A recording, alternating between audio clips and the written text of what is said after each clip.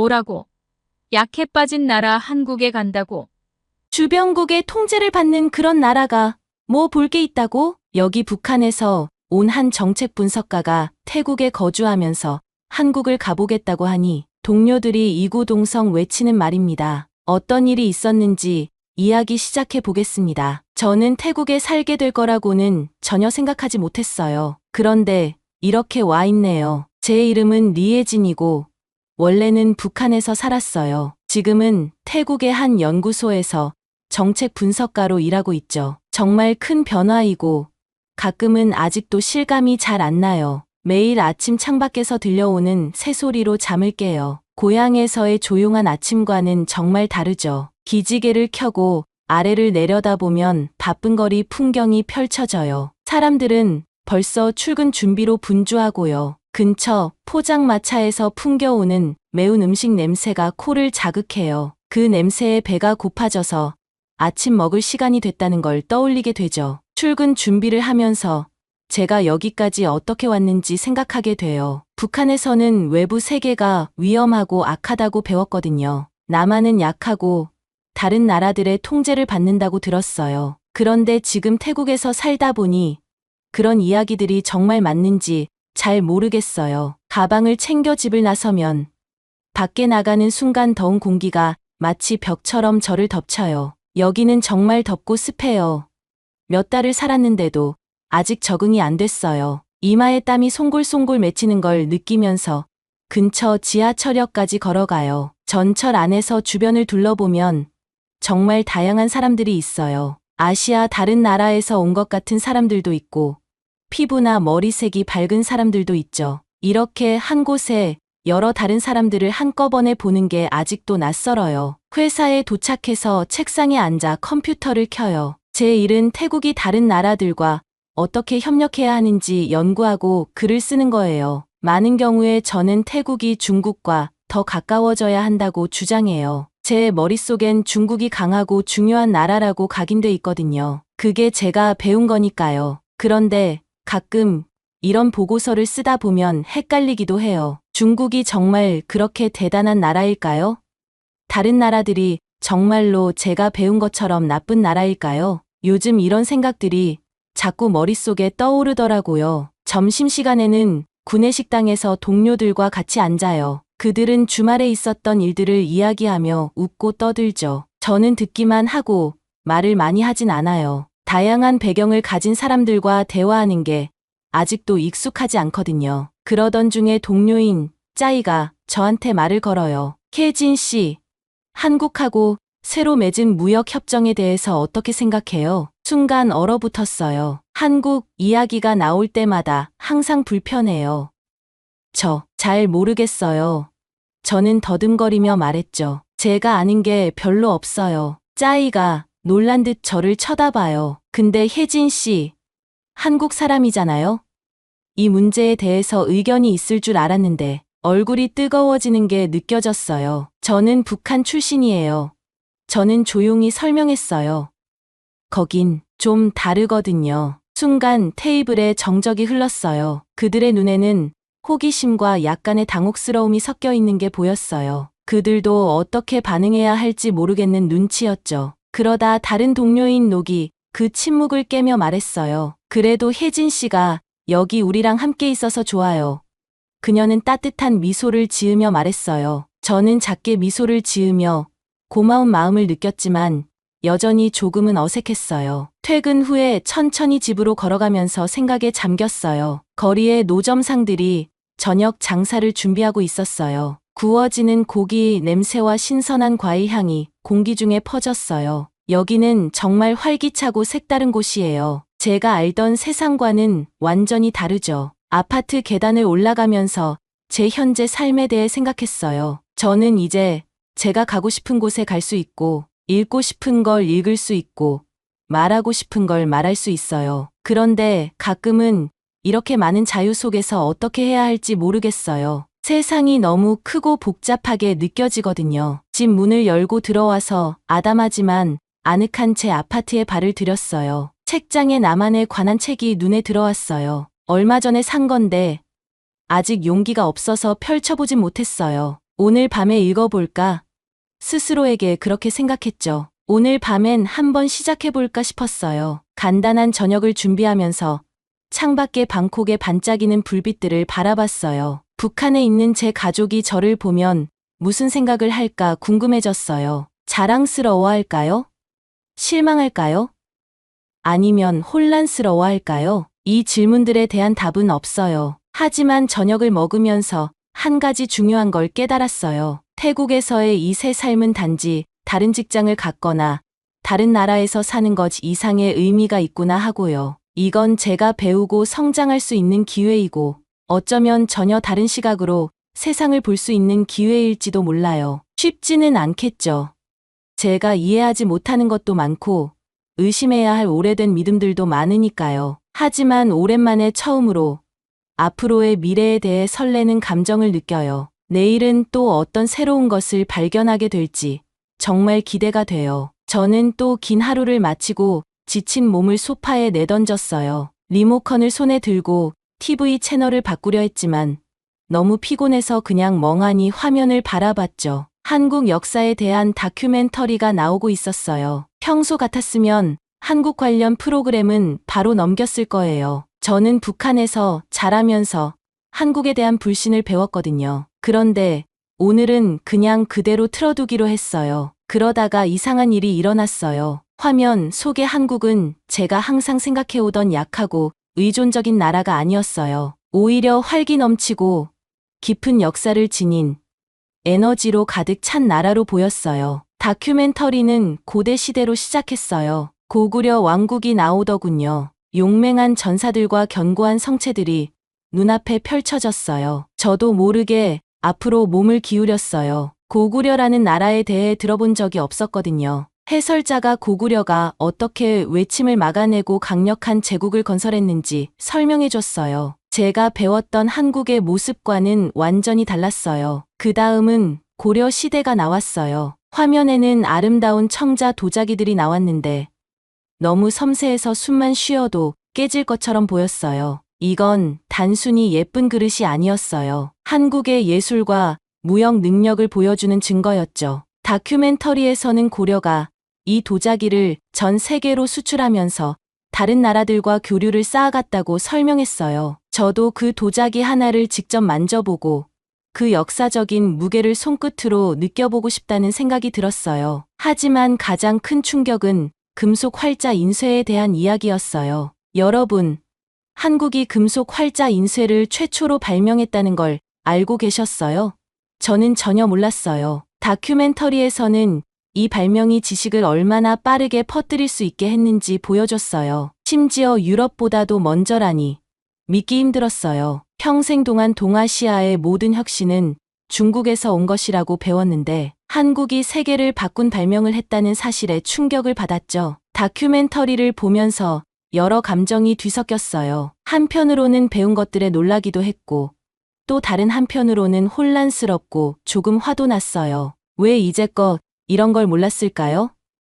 내가 배운 건 전부 거짓말이었을까요? 이후 다큐멘터리는 한국전쟁 이후의 한국을 보여줬어요. 폐허가 된 도시들, 먹을 것을 찾아 헤매는 사람들의 모습이 충격적이었죠. 그런데 놀라운 일이 벌어졌어요. 마치 타임랩스 영상을 보는 것처럼 한국이 재건되는 모습을 보여줬어요. 새로운 건물들이 세워지고 도로가 나라 전역에 뻗어나가고 공장들이 돌아가는 모습이었죠. 해설자는 그걸 한강의 기적이라고 불렀어요. 몇십 년 만에 한국이 세계에서 가장 가난한 나라 중 하나에서 가장 부유한 나라 중 하나로 성장한 거예요. 그게 가능할까 싶었어요. 화면 속에서 열심히 일하는 사람들과 혁신적인 기업들, 성공하려는 강한 의지가 화면에서 느껴졌어요. 한국의 제품들이 전 세계로 퍼져나가는 장면도 나왔어요. 자동차, 휴대폰, TV 같은 것들이요. 깜짝 놀랐던 건 제 휴대폰도 한국 회사 제품이더라고요. 내가 항상 얕잡아봤던 그 한국이 맞나 싶었어요. 다큐멘터리가 끝날 무렵에는 현대, 한국을 보여줬어요. 서울의 고층 빌딩들, 시속 수백 킬로미터로 달리는 고속열차들, 그리고 첨단 기술을 사용하는 사람들의 모습이 나왔죠. 하지만 단순히 기술에만 집중한 건 아니었어요. K-팝 스타들이 완벽한 동작으로 춤추는 모습, 군침 돌게 만드는 음식, 탐험을 부르는 듯한 아름다운 풍경들도 나왔어요. 크레딧이 올라갈 때 저는 그저 멍하니 앉아 있었어요. 머릿속이 복잡하게 돌아가면서 내가 본 것들을 정리하려 애썼죠. 마치 누가 제 머릿속에 있던 한국에 대한 인식을 완전히 뒤바꿔 놓은 기분이었어요. 저는 일어나서 거실을 서성였어요. 불안한 마음이 가라앉지 않았어요. 이 모든 게 진짜일까요? 아니면 내가 북한에서 자라면서 봐왔던 선전처럼 이 다큐멘터리도 그저 또 다른 선전일까요? 제 안에서 무언가를 붙잡고 싶었어요. 내가 알고 있던 것을 고수하면 더 편할 테니까요. 그런데 머릿속 한편에서는 끊임없이 질문이 떠올랐어요. 혹시 내가 그동안 틀렸던 걸까요?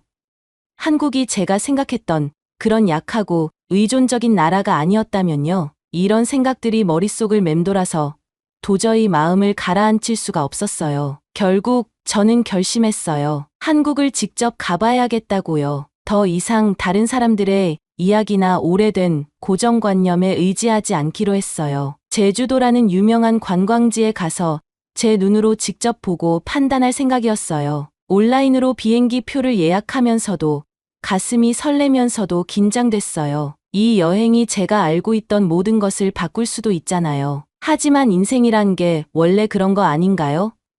배우고, 성장하고, 때로는 자신이 틀렸다는 걸 인정하는 거요. 여행 계획을 마치고 침대로 갔어요. 머릿속엔 여전히 다큐멘터리에서 본 이미지들이 떠다녔어요. 고대 전사들, 섬세한 도자기들, 현대의 도시들, 그 모습들이 꿈속에서 춤추는 것 같았어요. 이제 짐을 싸기 시작해야겠죠. 곧 제가 직접 한국을 보게 될 테니까요.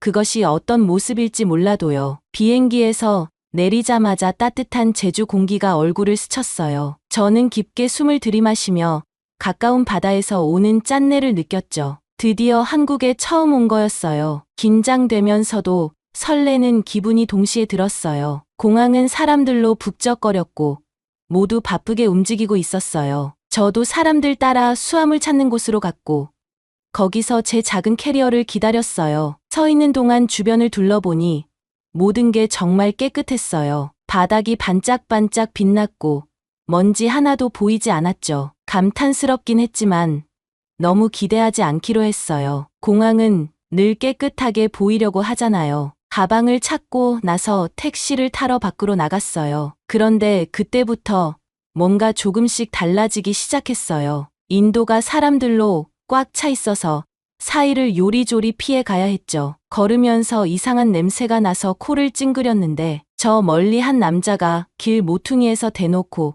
소변을 보고 있는 게 보였어요. 정말 눈을 의심했죠. 얼른 택시를 잡아 타고 호텔 이름을 기사님께 말했어요. 택시가 도로를 달리기 시작하자 저는 창문에 얼굴을 바짝 대고 섬의 모습을 더 보고 싶었어요. 그런데 제가 본 풍경은 조금 실망스러웠어요. 거리는 관광객들로 꽉 차 있었고 그중 많은 사람들이 중국어로 시끄럽게 떠들고 있었어요. 그들은 어디에나 있었고 인도를 가득 메우고 차도로까지 밀려 나왔죠. 한 무리가 신호등을 무시하고 길을 건너는 모습을 봤는데 차들이 경적을 울리며 화를 내도 그들은 신경도 쓰지 않는 것 같았어요. 아름다운 공원을 지나가다가 가슴이 철렁 내려앉는 광경을 봤어요. 한 무리의 관광객들이 잔디밭에 앉아 소풍을 하고 있었는데 그들이 자리를 떠날 때 쓰레기를 치우지도 않고 그냥 가버리는 거였어요. 음식 포장지와 플라스틱 병,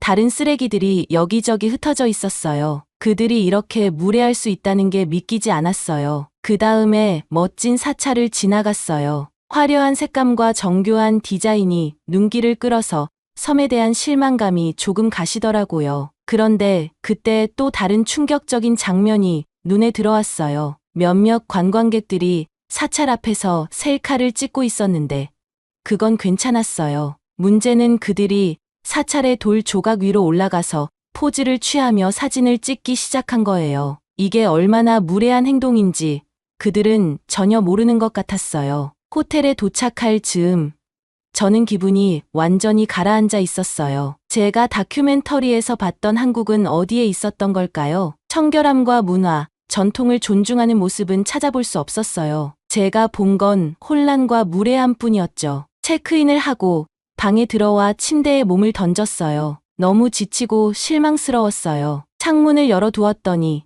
거리에서 들려오는 소음이 들려왔어요. 여전히 시끄러운 관광객들, 차 경적 소리, 심지어는 싸우는 소리까지 들렸어요. 저는 한숨을 쉬며 창문을 닫았죠. 그날 저녁, 저는 기분 전환 삼아 해변을 걷기로 했어요. 어쩌면 섬의 자연 경관이 저의 우울한 마음을 달래줄지도 모른다고 생각했죠. 그런데 해변에 가까워질수록 마음이 더 무거워졌어요. 모래사장은 쓰레기로 가득했어요. 플라스틱 봉지, 음식 포장지, 부서진 장난감들까지 온갖 쓰레기가 널려 있었죠. 어떤 아이들이 모래성을 쌓고 있었는데 조개 대신 모래에서 주워온 알록달록한 플라스틱 조각들로 성을 꾸미고 있었어요. 해가 지면서 물 위로 아름다운 주황빛이 드리워졌어요. 이 풍경에 평화로워야 했을 텐데 저는 오히려 화가 나고 슬펐어요. 사람들은 어떻게 이렇게 아름다운 곳을 이토록 무례하게 대할 수 있을까요?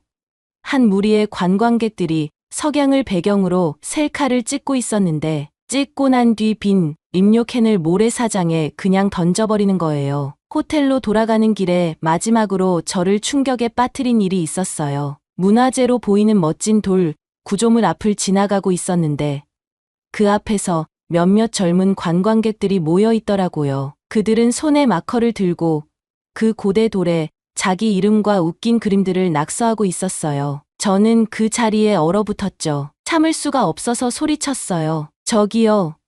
지금 뭐 하는 거예요? 제 목소리는 분노로 떨렸어요. 그들은 놀란 얼굴로 저를 쳐다보더니 갑자기 웃기 시작했어요. 한 명이 중국어로 뭐라고 말했는데 무슨 말인지는 몰라도 비웃는 톤은 분명했어요. 그들은 자신들이 역사의 한 부분을 망치고 있다는 사실을 전혀 신경 쓰지 않는 것 같았어요. 호텔로 돌아오는 길에 저는 온갖 감정이 뒤섞여 있었어요. 분노, 실망, 그리고 깊은 슬픔이요. 사람들이 그토록 감탄하는 한국이 이런 모습일 줄은 몰랐어요. 제가 본 건 그저 다른 과도한 관광지들과 다를 바 없는 무례하고 혼란스러운 모습이었어요. 그날 밤 침대에 누워 아래에서 들려오는 거리의 소음을 들으면서 생각했어요. 내가 처음부터 맞았던 걸까?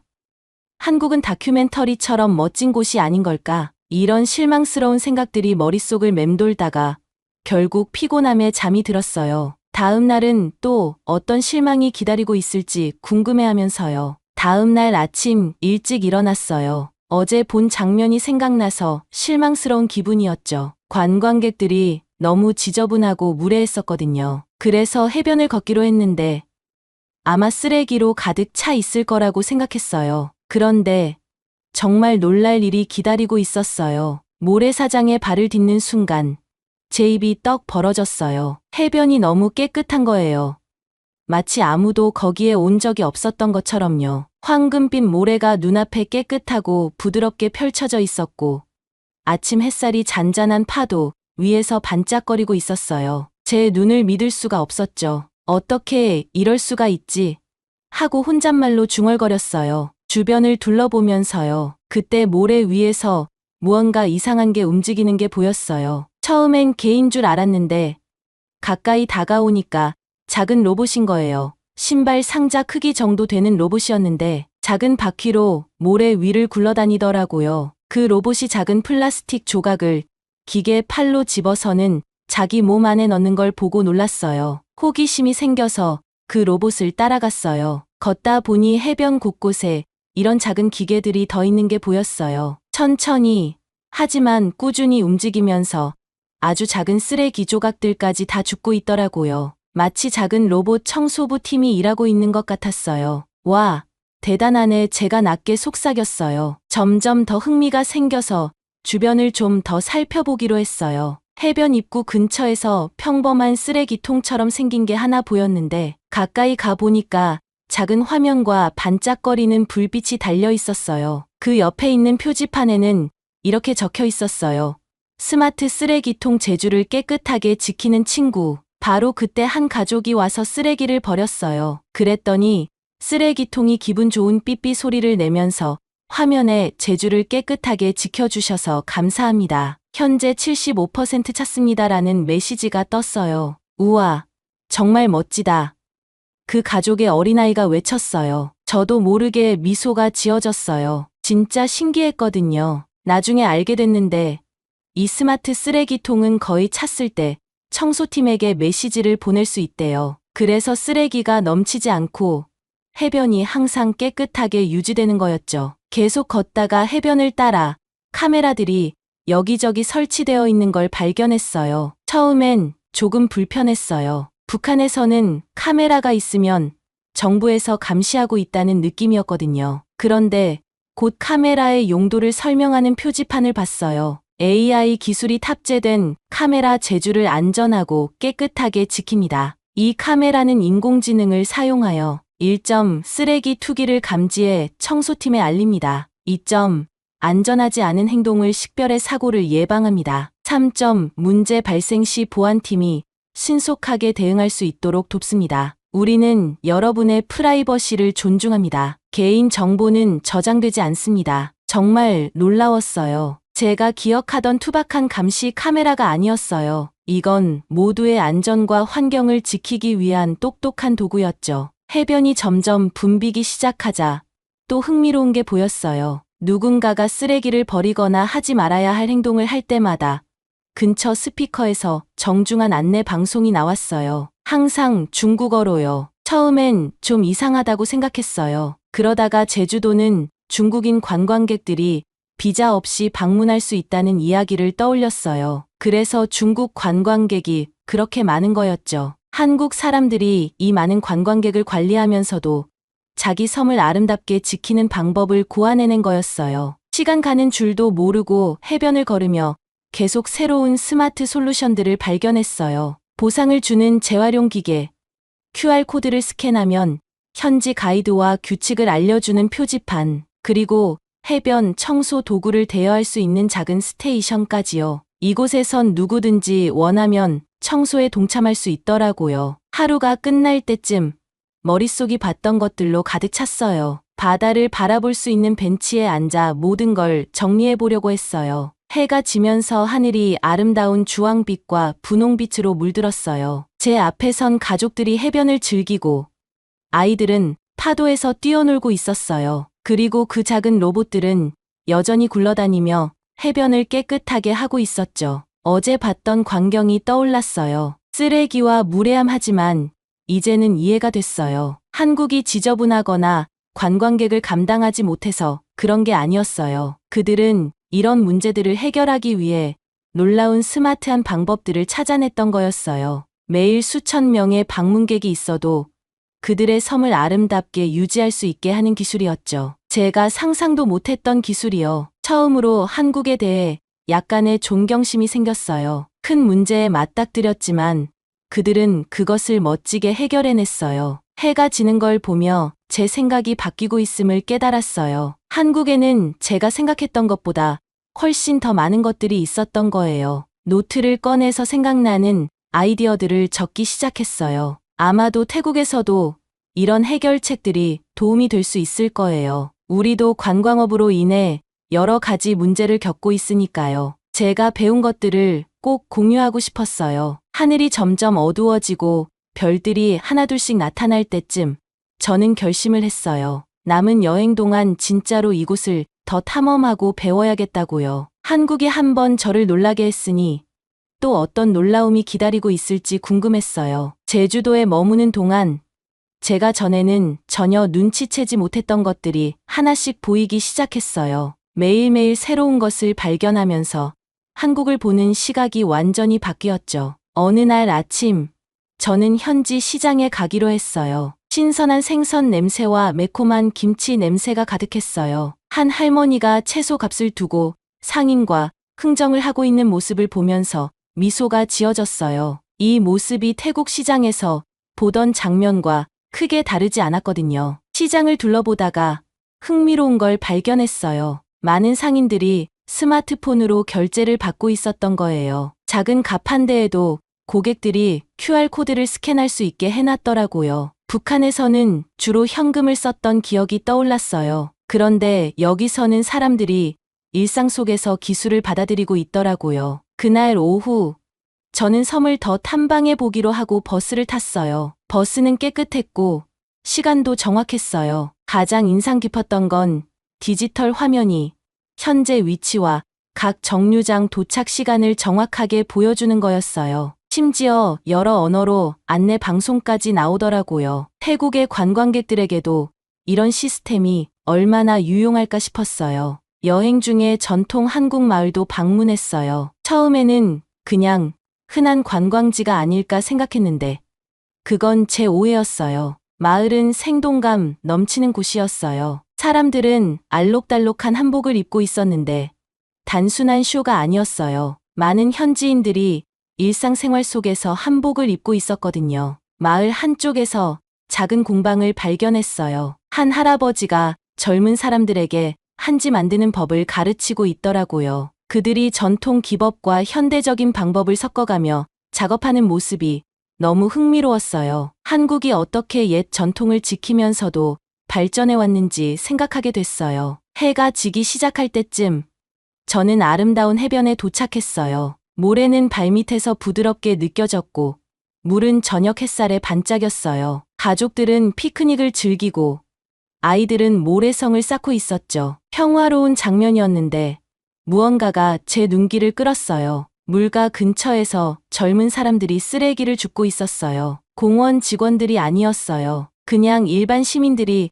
스스로 해변을 깨끗하게 하기 위해 나선 거였어요. 그들의 헌신적인 모습에 감동했어요. 북한에서 배웠던 모두를 위한 협력의 중요성을 떠올리게 했죠. 그런데 여기서는 그게 강요된 게 아니라 그들이 스스로 지역 사회를 위해 자발적으로 행동하는 거였어요. 그날 밤 호텔 방에 앉아서 그동안 본 것들이 머릿속을 떠나지 않았어요. 제가 기대했던 한국과는 전혀 달랐어요. 한국은 약하거나 열등하지 않았어요. 오히려 수많은 도전을 마주하면서 창의적인 방법으로 문제를 극복해온 나라였어요. 전쟁 이후 한국이 스스로를 어떻게 재건했는지 생각해봤어요. 불과 몇십 년 만에 가난하고 파괴된 나라에서 세계에서 가장 발전된 나라 중 하나로 성장했잖아요. 그들은 노력, 교육, 그리고 혁신을 통해 이뤄냈어요. 태국도 한국의 이런 점들을 본받을 수 있겠다는 생각이 들었어요. 다음 날,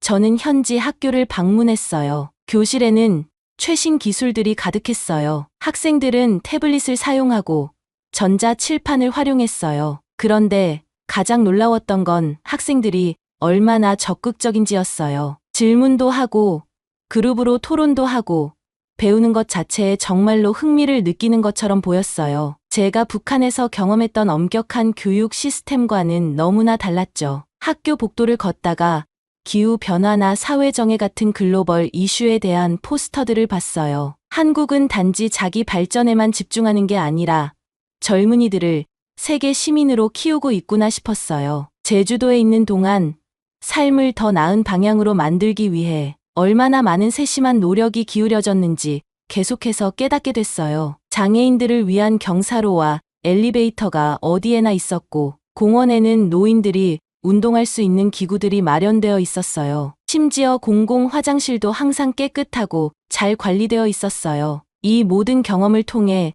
제가 한국에 대해 얼마나 잘못된 생각을 가지고 있었는지 깨달았어요. 저는 오랫동안 한국을 그저 중국의 그림자 같은 나라라고 생각했거든요. 하지만 이제는 한국이 전통과 발전을 절묘하게 조화시키고 창의적으로 문제를 해결하는 독특한 강점을 가진 나라라는 걸 알게 됐어요. 여행이 끝나갈 때쯤 여러 감정이 교차했어요. 태국으로 돌아가 제가 배운 것들을 공유할 생각에 신이 나기도 했고 떠난다는 생각에 약간 슬프기도 했어요. 짧은 시간이었지만 한국은 제 시각을 완전히 바꿔놓았거든요. 마지막 밤, 호텔 발코니에 서서 도시의 불빛을 바라봤어요. 이 여행은 단지 한국에 대한 제 시각을 바꾸는 것만이 아니었어요. 제 자신의 고정된 생각들을 도전하고 다른 사람들에게서 배우는 열린 마음을 가지는 과정이었어요. 저는 한국과 관련된 모든 것을 불신하면서 살아왔지만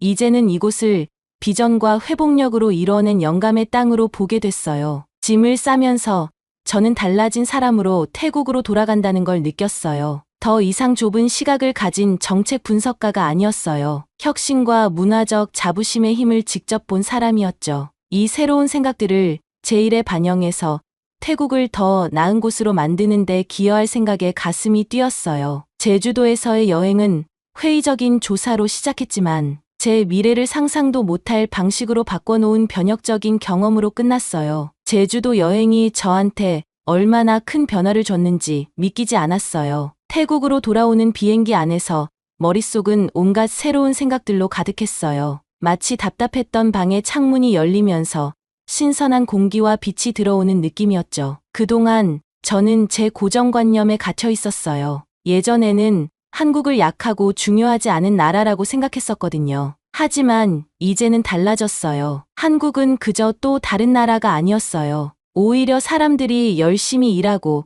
창의적으로 생각하면 얼마나 많은 것을 이룰 수 있는지 보여준 곳이었어요. 방콕에 있는 제 아파트로 돌아왔을 때 잠을 이룰 수 없었어요. 제주도에서 본 놀라운 것들이 계속 생각났거든요. 해변을 청소하는 로봇들, 똑똑한 쓰레기통들, 사람들을 안전하게 지켜주는 스마트 카메라들, 마치 SF 영화 속 장면 같았어요. 그런데 그게 현실이었고 잘 작동하고 있었어요. 다음 날 연구소에 출근했어요. 동료들이 제가 뭔가 달라졌다는 걸 알아챘죠. 혜진, 뭔가 신나 보이는데 여행 중에 무슨 일 있었어?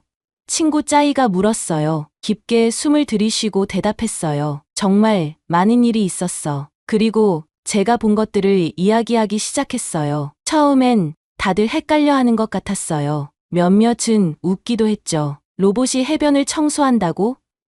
그거 너무 비싸고 쓸데없는 거 아냐? 라는 동료도 있었어요. 하지만 저는 포기하지 않았어요. 찍어온 사진들을 보여주고 화이트보드에 다이어그램도 그리면서 설명했어요. 이 기술들이 어떻게 태국에도 도움이 될 수 있는지 말했죠. 생각해봐요.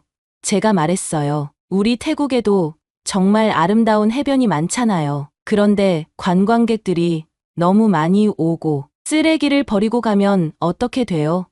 청소하는데 돈도 많이 들고 시간도 걸리잖아요. 한국에서 봤던 그런 로봇이 있다면 우리 해변도 항상 깨끗하게 유지할 수 있을 거예요. 점점 동료들의 눈빛이 바뀌기 시작했어요. 궁금한 것들을 묻기 시작했죠. 그 스마트 쓰레기통을 방콕에서도 쓸 수 있을까?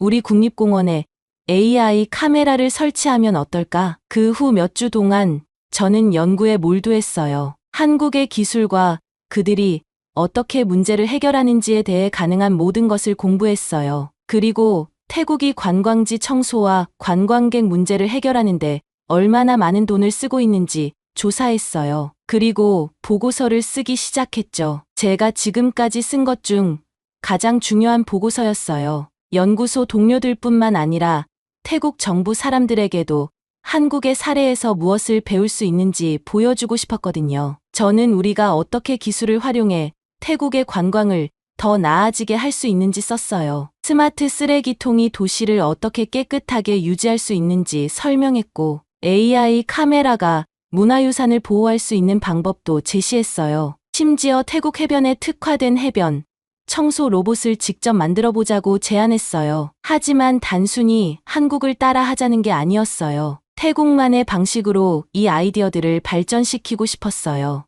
예를 들어 관광객들에게 태국 문화를 가르치고 존중하게 만드는 앱을 개발할 수도 있고 지역 사회가 관광에서 더 많은 혜택을 누릴 수 있는 시스템도 만들 수 있겠죠. 보고서를 작성하는 동안 오랜만에 느껴보는 희망이 생겼어요. 미래가 기대됐어요. 깨끗하고 현대적이면서도 자연의 아름다움과 문화를 지키는 태국을 상상할 수 있었거든요. 몇 주 후 보고서가 완성됐어요. 연구소 동료들 앞에서 발표를 했죠. 제가 말하는 동안 그들의 표정이 변하는 게 보였어요. 저처럼 그들도 믿기 시작한 거죠. 발표가 끝나자 제 상사가 일어나서 말했어요. 혜진, 정말 인상적인 작업이네. 이건 정부 사람들에게도 공유해야겠어. 기대와 긴장이 동시에 밀려왔어요. 제 아이디어가 정말 변화를 일으킬 수 있을까요? 제가 얼마나 먼 길을 걸어왔는지 떠올렸어요. 북한 탈북자였던 제가 한국을 불신하던 시절부터 이제는 한국의 혁신에 감명받게 된 지금까지요. 그 후 몇 달 동안 정부 관계자들, 관광 전문가들, 기술 회사들과 회의를 했어요. 어떤 사람들은 제 아이디어를 바로 좋아해줬고 또 어떤 사람들은 설득하는데 시간이 좀 걸렸지만 서서히 변화가 시작됐어요. 거의 1년 후 저는 푸켓의 한 해변에 서 있었어요. 제 옆에는 작은 로봇이 모래를 굴러다니면서 쓰레기를 주워 담고 있었어요. 한국에서 봤던 것과는 조금 달랐지만 이 로봇은 태국에서 직접 설계하고 만든 거였죠. 그 로봇이 작동하는 모습을 보면서 제 여정을 돌아봤어요. 생각을 바꾸는 게 나쁜 게 아니라는 걸 배웠어요. 그리고 영감은 예상치 못한 곳에서 온다는 것도 알게 됐죠. 무엇보다 한 사람의 아이디어가 진짜로 변화를 가져올 수 있다는 걸 깨달았어요. 깨끗하고 아름다운 해변을 바라보며 미소를 지었어요. 이건 시작일 뿐이었죠. 태국은 더 똑똑하고 깨끗하며 더욱 놀라운 나라로 변해가고 있었어요. 그리고 그 변화를 만드는데 제가 함께하고 있다는 게 정말 자랑스러웠어요. 해가 바다 너머로 저물어 갈 때 저는 평온함을 느꼈어요. 북한에서의 과거, 태국에서의 삶, 그리고 저를 눈뜨게 한 한국 여행. 이 모든 경험들이 저를 여기까지 이끌어준 거였죠. 이제 앞으로 무엇이 기다리고 있을지 기대가 됐어요. 태국만이 아니라 제 자신에게도요. 언젠가 전 세계 관광객들이 우리 태국에 와서 우리가 어떻게 기술을 이용해 나라를 아름답게 유지하는지 보러 올 수도 있겠죠. 어쩌면 그때쯤엔 한국도 우리에게서 한두 가지 배울 게 있을지도 모르겠네요.